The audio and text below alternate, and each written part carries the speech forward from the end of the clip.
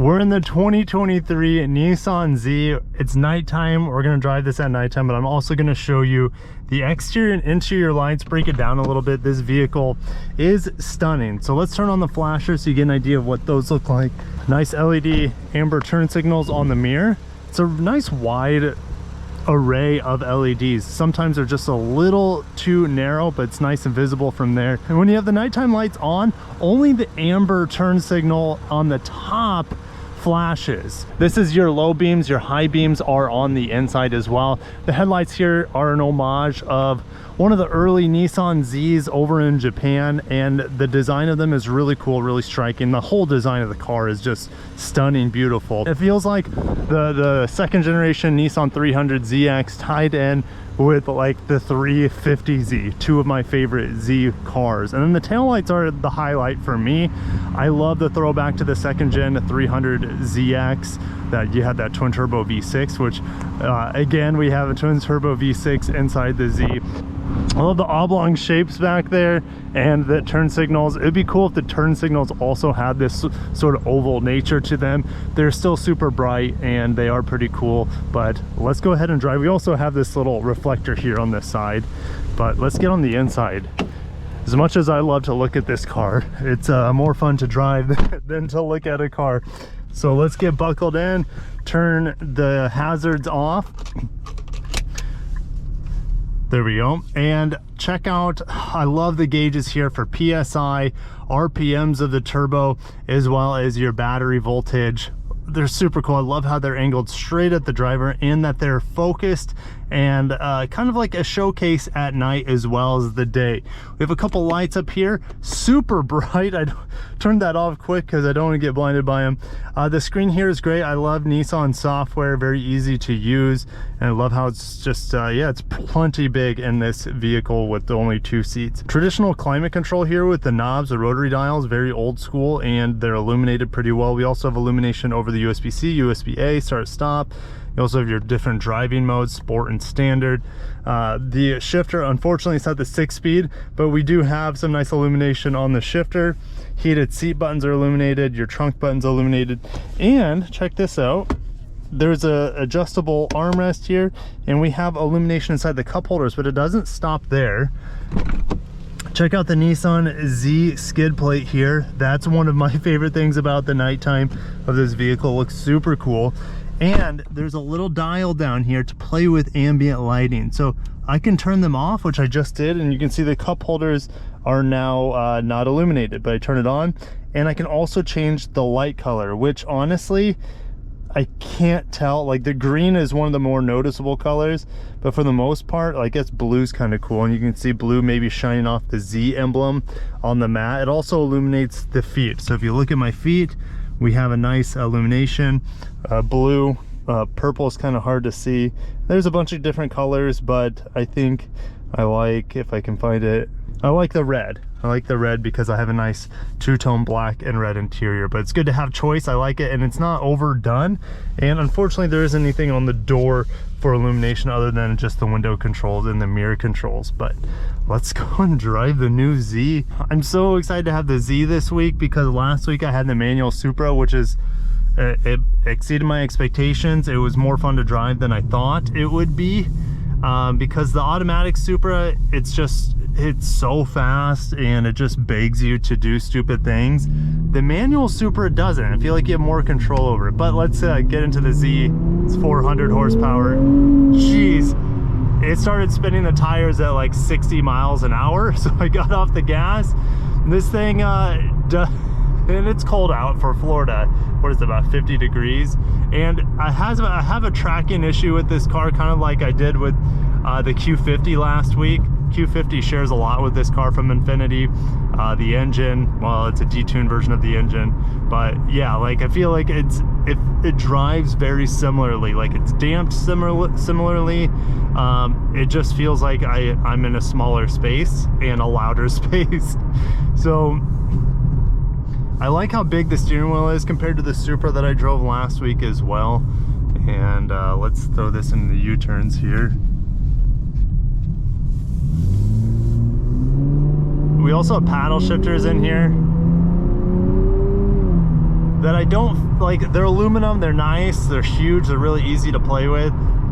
And with this 9-speed auto, I don't feel like it's quite as good as the automatic Supra, that 8-speed ZF from that we see in the BMWs is just ridiculously good. This 9-speed that's derived from a Mercedes-Benz technology, but built by Nissan, is good. Don't get me wrong, like it's a massive step up. We have a nice little shift indicator here too. It's a massive step up from the old, I think it was a 7-speed auto, and it's quick, but it's not quite as good. So I'd give it like an 8 out of 10, where the BMW ZF is like a 10 out of 10 for an automatic transmission. Now the manual would be the way I would be going. Unfortunately, like the manual is very quiet. I found out in my initial drive of the vehicles, this automatic is so loud.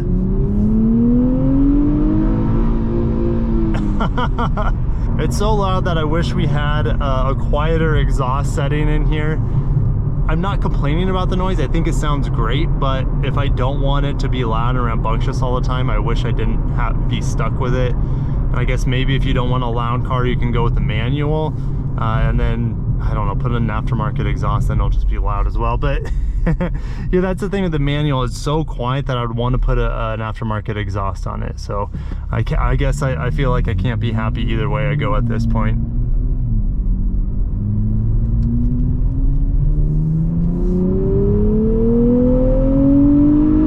Jeez, goodness gracious. The thing about this engine compared to the Supra's B58 engine that I drove last week is that I feel like it's more linear. There's so much power all over the rev range with the B58, with all the torque that it has. This vehicle isn't quite as torquey, or should I say this engine isn't quite as torquey, only 350 pound-feet, I should say. But let's try the headlights. The brights are actually pretty bright here. I have a really nice wide field of view. And it kind of reminds me of the Infinity's headlights that I drove last week. I'm not saying they're the same, but it just kind of reminds me, since I'm in a similar-ish Nissan derived vehicle here, but very bright, really widespread and high spread of lights.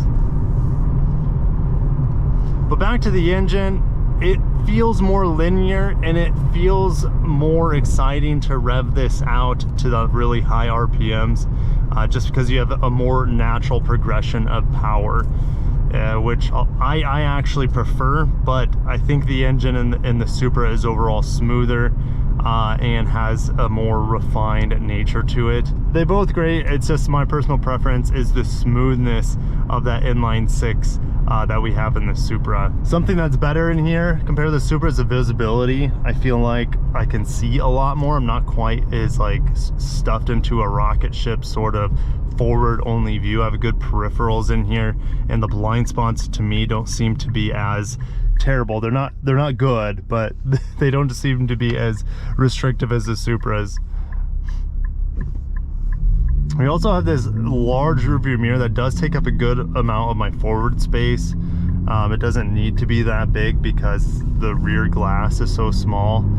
And this is the same mirror that was in the Infinity I had last week, the Infinity Q50, and it's the same mirror that's in my 2012 Prius. So just the generic Japanese parts bin this rear view mirror is. I think the Supra actually might be a little bit quiet now that I'm just kind of driving here. There's no cars around me. All I hear is the road. It's fairly loud at 50 miles an hour. And maybe that's just the, you know, the more luxurious baseness of the Supra, being that it shares so much with the BMW. And this is a little bit louder even than the Infinity Q50 that I drove last week. So also, if I pull up the camera back here for like backup, it's super low quality at night. Luckily I can still see enough, but it's still pretty low quality. Let's do one last acceleration here. Gosh, yep, it is quick. The shifts are very snappy, and it is still super satisfying. I love this car. I love it largely for the looks, and I love it that it's probably the best Z ever made. It's just unfortunate that the Supra also exists at the same time. Or should I say, fortunately, the Supra exists at the same time. Like, we're living in a great time. Like, I do think the Supra drives better, especially on the track. This vehicle seems to be bigger driving this, and not just because the steering wheel is bigger, but like the wheelbase is a little bit longer, and it just feels a little bit, I'm not saying heftier, I guess it does maybe weigh just a tad bit more. It's not that, it just feels like a bigger vehicle. But we're living in a great time with the revival of Japanese high power vehicles, and sporty ones at that. So it's an amazing time, and I'm super grateful that the Z is still around. Nissan hasn't given up on it. This iteration of the Z is phenomenal. It has a better value proposition than the Supra, assuming you can find one. You can get one of these with the twin turbo V6, 400 horsepower, as low as $40,000. This one is the way I would be going, around $51,000. Gives you the limited slip diff in the back, as well as other things like upgraded brakes, etc. So also, oh my gosh, the sound system in here is way better than the Supras. The JBL in that car is just trash, in my opinion. And this Bose system sounds amazing. But I'm gonna end it there. I love the Z. Nissan, you hit a home run with the design, and I've had so many people look at me in this car the past few days, just getting all sorts of attention, and it's in white. If I was in red or blue or a more striking color, I think I would get a lot more attention. But even in white, I'm still getting a lot of looks. I haven't seen one of these on the road yet here in South Florida, and I see just about every single vehicle you can imagine, from Maseratis to Lamborghinis to Bentleys, every single day. But I still haven't seen the new Z on the street, so I'm still waiting for it, and I know I'm going to be grinning ear to ear when I see one on the street for the first time down here. So it's just so pretty. I'm gonna end it there. Thank you guys for watching this night drive of the 2023 Nissan Z.